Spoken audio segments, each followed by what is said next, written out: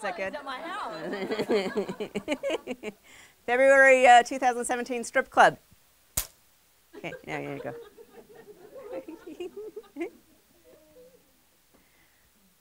So good morning, everyone. Welcome to Strip Club. Good morning. It's February, and we're in Rancho San Diego at Cozy Creative Center. And because it's February, it means Valentine's Day is right around the corner. So we thought we would do a quilt that's good for guys.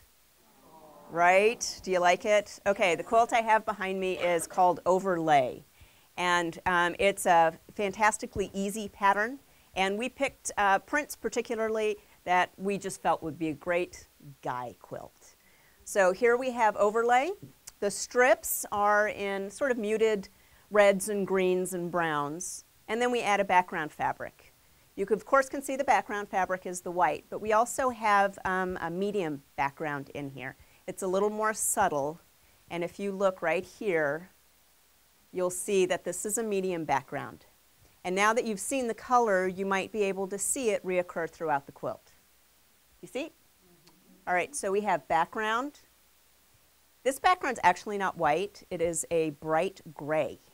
So it's got a gray tint to it, which we thought went really well with the muted colors of the strips. So we have a background, and then we have a medium background, and then everything else comes from the strips. Would you like to see how the block comes together? Yes, please. So your pattern, if you have one, and if you don't, you can buy it at your local quilt shop or online at the link below.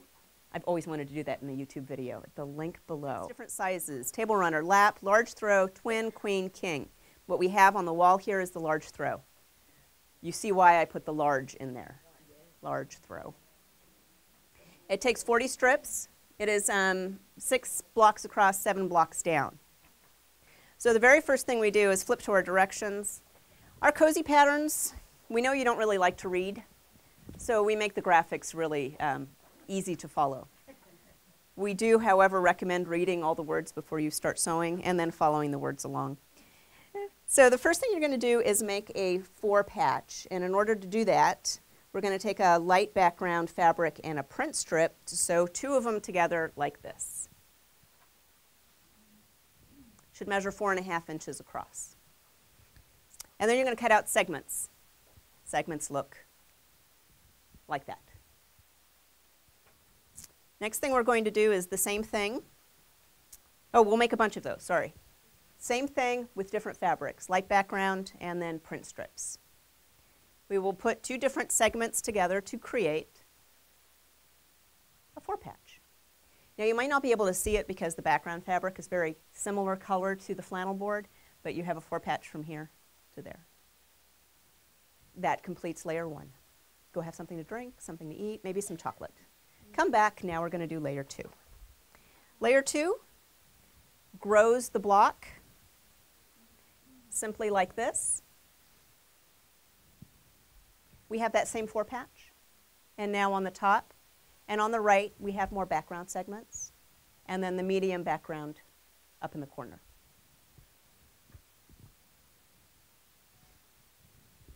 Now it matches the pattern. So here's layer 2. What do we do after layer 2? Oh yeah, eat more chocolate. Yeah, go make yourself a hot chocolate, some nice tea. Next thing we're going to do is layer 3. Layer 3 is 2 print strips, 2 different print strips sewn together to make a strip set.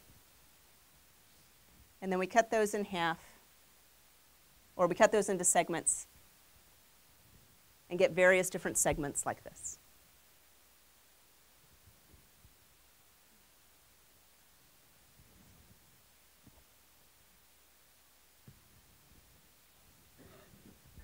But we're missing a piece, right? You need to have something right there, right?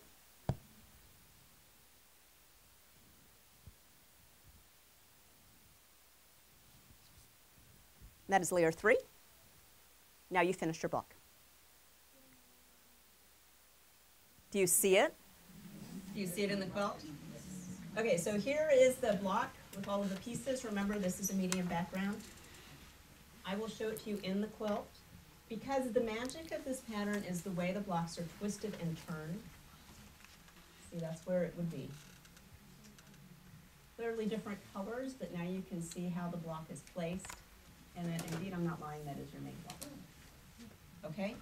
So now, you're going to lay out your quilt. In our quilt, we put 4 blocks together so that we create this X effect. So they're all twisted together in the center. And then we grow the blocks out from there. That is what creates the overlay technique, or the overlay look. This piece, these 4 blocks look like they're on top, and behind it, it looks like it's covering up other blocks. That's why the name overlay. That's why this quilt, this pattern looks so much more intricate than the block really is. Is because when the blocks come together, they create this design, this X design, or in this case, there's 3 sides to the X, and on the edges here, maybe down on the bottoms, like, oh, right here, there's only 2. Do you see? 2 of those come together to create almost a V shape. You can create whatever design you want with the block. So there's 4 together to create an X. Here's 3 together. Oh wait, that's 4 also. Oh, it's 3. That's correct. It's 3. So 3 center pieces together, and then it matches up with one of the outer 4 patches to create this X, which is different than this X. This is a complete X. This is a partial X, and it looks like it's hiding behind this one. And then up here we have 2 together. As I said, you can create whatever design you want. You can make it all X's. You can twist and turn to make them all random. That's totally up to you. We just like this particular layout. But wait, we're not done. Once we have all of our blocks laid out the way we like it, we sew them together by rows. But notice, it continues to be interesting as it goes up into the borders. So we have a pieced border effect here. Border 1 simply has a 2.5-inch square as a cornerstone. So does border 2. And now the design carries out. But border 3, the final border, actually has a pieced. So you see with just the placement of the squares, you can piece your corners. You don't have to, but we do like the way the pattern continues out into the border. These are all just prints from your strips. So you'll make this square, and then cut your borders, and then make sure you add these to the top corners and the bottom corners, and put them together. Good? You have any questions? You have no questions? Pattern's that good? My presentation, was that terrific? Yes, ma'am. Thank you. On page 1. On page 1. Where is it? Oh, where it says cut 3.5 strips into 2.5-inch squares for borders. You will need 0 pieces for borders. 20, 20, 20, 20. Yes, so let me answer that question in just a moment, because I'm sure you want to see a different colorway. Yes. Yes? Does everybody want to see a different colorway? Yes. And honestly, I will answer this question that you asked.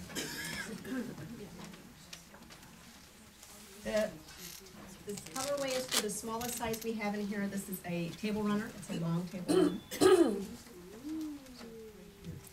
So now you can see it in other colors. So you see the design? Actually, once, are you good with pictures? Nope. Now? How about now? How about now? It's now good.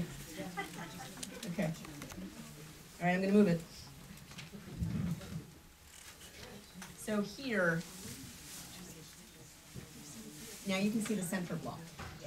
And you see, once again, we started in the center and built out. So this is the smallest size that you can make in the pattern. This is a table runner. If you'll notice, one big thing, one big difference is the border.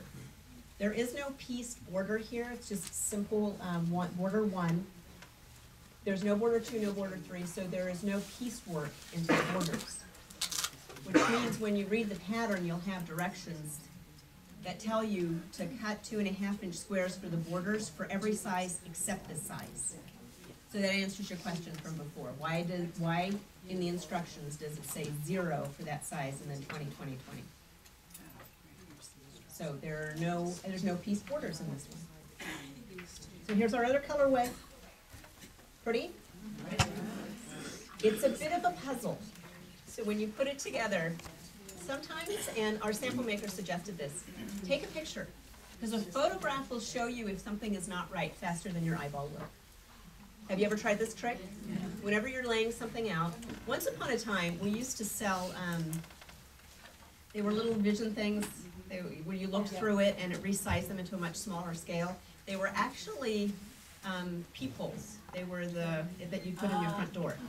So it wasn't in the front door, but with that vision, you'd be able to shrink everything down and you could pick out where there were differences in value or where value didn't work and where there were mistakes. Nowadays, our digital cameras do that. So our smartphones and our cameras just snap a picture and look at it, and you'll see color placement, and oftentimes you'll see if there's a mistake. So in a quilt like this, where it is a bit of a puzzle because your corners and one corner will match up with one and one corner will match up with the other, it's a bit of a puzzle. So use your phone. Your phone can be a really good tool for laying out quilts. So that is overlay. Any other questions? Okay. Yes, ma'am. In your sample behind you, you had two backgrounds, the gray corner, but when you make the example, how do you get to This? that one? This is the medium background in this sample. Okay. Yeah. It looks like it could come from the strips, but if we were to make more blocks like this would all be the same. Make that one, Yeah. okay, and I'm sure it says it in here. It does say. Okay. In this quilt, we picked this light gray to be consistent. Otherwise, it would just have one giant chain effect. We wanted it to be a little softer than the print strips, that's why it's a medium background. But we didn't want it to be exactly the same color as the background, because then you'd have this layering L shape of your background in the block. So it's just a design element. Okay? So if there's no more questions, we can do this again next month and have another pattern for 2.5-inch strips.